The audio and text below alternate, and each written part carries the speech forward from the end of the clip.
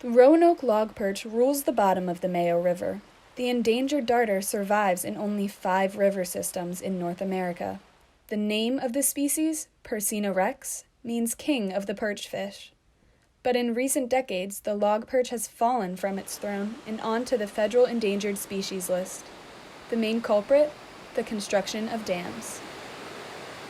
Dams prevent the logperch from moving up and down rivers, and it kind of bottlenecks the genetic flow from one population to another population. Dams used to power textile mills and supplied drinking water for towns along the Mayo River. The mill is gone, but the dam now generates hydroelectric power for the town of Mayodan. Still, the dam presents an impossible barrier for the Roanoke Logperch.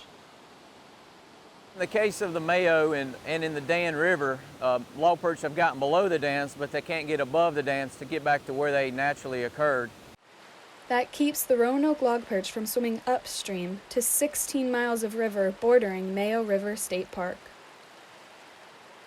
It's a different story 5 miles downstream where the Mayo River on the left joins the Dan on the right near the town of Madison.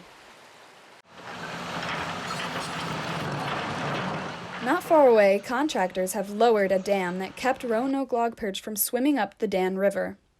In place of the dam, a series of 6 fish ladders help the logperch go upstream. In the fall of 2020, community leaders celebrated the completion of the first of the fish ladders, all part of a multi-million-dollar project financed by state and federal agencies and conservationists.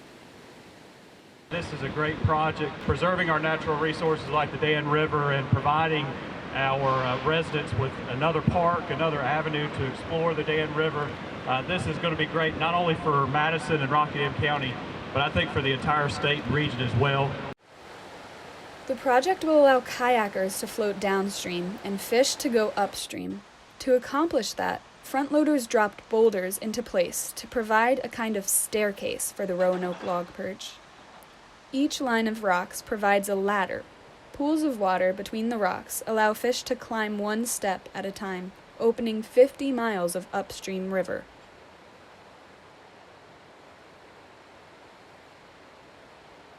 Eight miles away is another habitat where the Roanoke Logperch once thrived in what is now Mayo River State Park.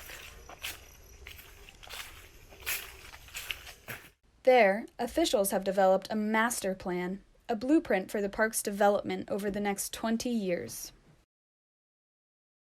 It protects a lot of the riparian habitat, the buffer along the river, and I really think Roanoke Logperch could be the centerpiece of their master plan moving forward since they have so much land protection on the Mayo River. And the mission of the state parks is to conserve and protect our natural resources.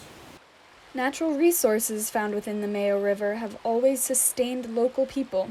This series of rocks, set in an upside-down V in the middle of the river, forms a fish trap that once provided food. Native Americans used them first. After their populations declined, colonial populations took over the operation of fishing weirs and used nets. And we have local folks have told us this was in operation at least till the 1900s. Local residents no longer need the river for food, but downstream towns still depend on the river for a different life-giving resource. Communities here are dependent upon the rivers for drinking water to this day. The town of Mayodan draws water from the Mayo River for drinking water. The town of Madison draws water from the Dan River for drinking water. Not only do we want people to enjoy the environment, but we want to protect the environment as well.